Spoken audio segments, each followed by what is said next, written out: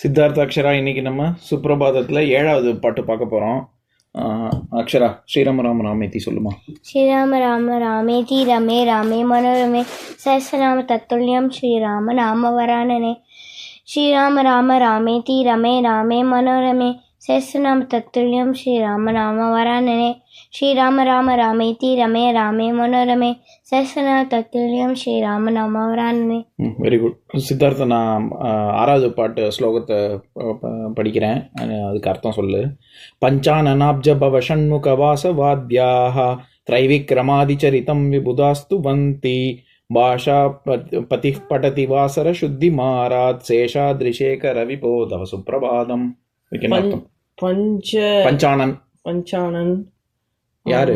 பிரம்மா. பிரம்மா அப்புறம் பிரம்மா பிரம்மா சிவன். சிவன் இல்ல, சண்முகன். யாரு? முருகன். ஆமா, முருகன். இவங்க எல்லாரும் என்ன பண்றாங்க? வாசர வசுக்கள், இந்திரன், இவங்க எல்லாம் என்ன பண்றாங்க? விஷ்ணுவை கும்பிடுறாங்க. சரி. திரைவிக்ரமாதி சரித்தம் விபுதாஸ்து வந்தி அப்படின்னா 3 லோகத்தையும் அளந்த வாமன அவதாரத்தை, அந்த சரித்தம். அதாவது திரைவிக்ரமாதி அப்படின்னாலே அதை தொடர்ந்து எல்லா அவதாரத்தையும் 10 தவசாவதாரங்களையும் என்ன பண்றாங்க? ஸ்தோத்திரம் ஸ்துவந்தி. ஆள்றவர் 3 லோகத்தையும் ஆள்றவர். ஆளலப்பா, காலால கடந்தாருன்னு சொன்னேன். அதான். சரி. ஸ்துவந்தி, விபுதா ஸ்துவந்தின்னு என்ன அர்த்தம்? புகழ் பாடுறது. ஸ்தோத்திரம் பண்றதுன்னா புகழ் பாடுறது. அடுத்தது பாஷா பதி படதி வாசர சுத்தி மாராத். காயத்ரி மந்திரம் சொல்றாரு பிரம்மா. காயத்ரி மந்திரம் சொல்லல, வேதத்தை ஓதுறாரு. வேதம் ஓதி என்ன பண்றாரு? சுத்தம் பண்றாரு. ஆமா, தினசரி சுத்தம் பண்றாரு. வாசரன்னா தினசரின்னு சொன்னேன்னு. சேஷாத்ரி சேகர விபோ தவ சுப்ரபாதம்னா என்ன அர்த்தம்? சேஷாத்ரி மலையிலேருந்து வந்து விஷ்ணு அவர் வந்து அருள் புரிகிறார். தவ சுப்ரபாதம், அவர் அருளிய காலை பொழுது அப்படின்னு. சரி, இப்ப 7வது. ஈஷத் பிரஃபுல்ல சரசீருக நாரிகேல பூகத்ருமாதி சுமனோகர பாலிகானாம் ஆவாதி மந்த மணில சக திவ்ய கந்தைஹி சேஷாத்ரிசேகர. பதம் பிரிச்சு பொருள் பார்க்கலாம். ஈஷாத்னா கொஞ்சம்னு அர்த்தம். பிரஃபுல்ல, அதாவது பிரஃபுல்லன்னா, பிரஃபுல் அப்படின்னு சில நார்த் இந்தியன்ஸ்லாம் பிரஃபுல்னு பேர் வச்சுப்பாங்க. அப்படின்னா மலர்ந்த அப்படின்னு அர்த்தம். பிளாசம்னு சொல்றோம்ல, பிளாசம். எது மலர்ந்திருக்கு அப்படின்னா சரசீருக. சரஸ் அப்படின்னாலே தண்ணின்னு அர்த்தம். சரசீருக, அதில் எழும்பி உள்ளது. அப்ப எதுவா இருக்கும்? அது பேர் என்ன? லோட்டஸ். ஆமா, தாமரை. சரசீருக அப்படின்னா தாமரைன்னு அர்த்தம். இவரு காலங்காத்தால என்னென்னலாம் இருக்கு, இது என்ன நம்ம பாக்குறோம்? சுப்ரபாதம்ங்கிறது என்னது? யாரு எழுப்புறாரு? ராமரை யாரு எழுப்புறா? ரிஷி. எந்த ரிஷி? வியாசர். வியாசர் வந்து மகாபாரதம் எழுதினாரு. அவர் எங்க ராமாயணத்துல வந்தாரு? எந்த ரிஷிமா? உனக்கு ஞாபகம் இருக்கா? பிரம்ம ரிஷி.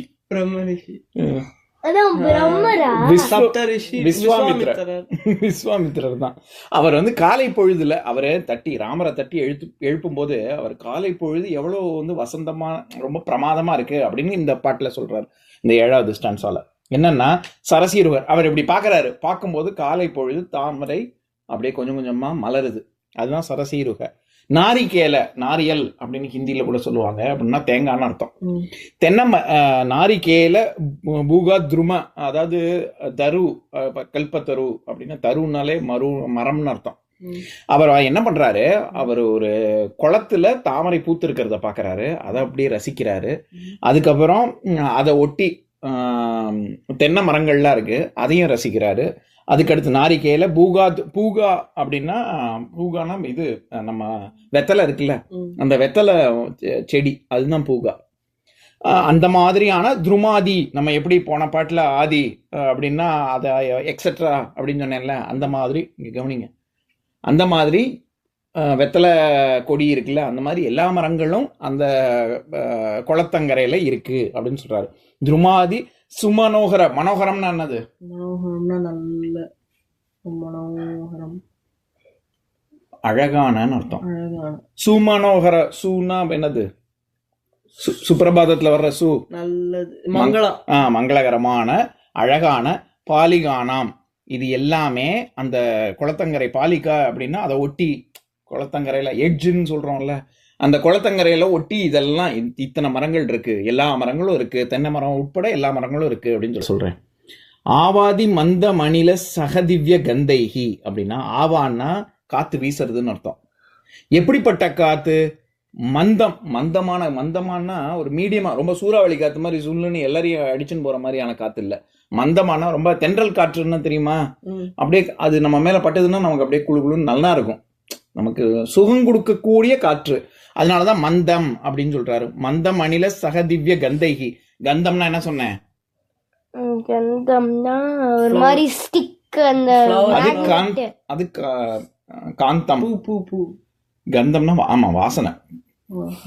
கந்தம்னா சுகந்திம், புஷ்டிவர்தனம் சொன்னேனே, சுகந்திம் மங்களகரமான, ஞாபகம் இருக்கா? ஆமா. எந்த மந்திரத்துல வரும்? கஜானனம் பூதகணாதி. இல்ல கஜானனம்ல இல்ல, மகாமிருத்யுஞ்சய ஸ்தோத்திரத்துல வருமே, ஓம் திரையம்பகம் யஜாமஹே சுகந்திம், அதுல அந்த சுகந்திம்ல வர்ற கந்தம் தான். சரியா? அப்பேற்பட்ட கந்தம் திவ்யமான ரொம்ப தெய்வீக தன்மை கொண்ட வாசனை, கந்தமான, அதாவது வாசனை வீசக்கூடிய அளவிற்கு காற்று அடிக்குது அப்படின்னு சொல்றாரு. கடைசி வரியில சேஷாத்ரி சேகர விபோ தவ சுப்பிரபாதம். இப்பேற்பட்ட இது அதேதான், 7 மலையில் ஒரு மலையில் உச்சியில் எழுந்தருளியுள்ள விஷ்ணுவே அப்படின்னு. இப்போ இந்த பாட்டுல அவர் என்னென்னலாம் சொல்றாரு? அப்புறம் தென்னை மரத்தை பாக்குறாரு, அப்புறம் வெத்தலை செடி கொடிகள்லாம் பாக்குறாரு. அருளியது அப்படின்னா, அவர் இந்த படைப்பு எல்லாத்துக்கும் காரணம் நீ அப்படின்னா, இது எல்லாத்துலயுமே அவர் விஷ்ணுவை தான் பாக்குறாருன்னு அர்த்தம். புரிஞ்சுதா? அவர் பாக்குறது எல்லாமே மரம் செடி கொடி இது எல்லாத்தையும் வர்ணிச்சுட்டு வர்றாருல, காலை பொழுது ரொம்ப அழகா இருக்கு, வீசுற காத்து முதற்கொண்டு அழகா இருக்குன்னு, இது எல்லாத்துலயுமே அவர் விஷ்ணுவை பாக்குறாரு. இது கொடுத்ததே நீதான், நீதான் இது எல்லாத்தையும் அருள் இருக்க, இந்த படைப்புகள் எல்லாத்துக்கும் காரணம் நீதான் அப்படின்னு சொல்றாரு. சரியா? இப்ப நான் பாட்டை படிக்கிறேன், என் கூட சேர்ந்து சொல்றீங்களா? ஈஷத் ஈஷத் பிரஃபுல்ல பிரஃபுல்ல சரசீருக சரசீருக நாரிகேல நாரிகேல பூகத்ருமா பூவத்ருமா. அது துருமாதி, அது சேர்த்து சொல்லும் போது பூகத்ருமாதி அப்படின்னு சொல்லணும். பூகத்ருமாதி பூவத்ருமாதி சுமனோகர சுமனோகர பாலிகானாம் பாலிகானாம் ஆவாதி ஆவாதி மந்தம் மந்தம் அனிலஸ் அனிலஸ் சகதிவ்ய சதிவ்ய கந்தைஹி கந்தைஹி சேஷாத்ரி சேஷாத்ரி சேகர சேகர விபோ விபோ தவ சுப்பிரபாதம். விபோ தவ சுப்பிரபாதம். இன்னொரு பாட்டு பார்க்கணும்.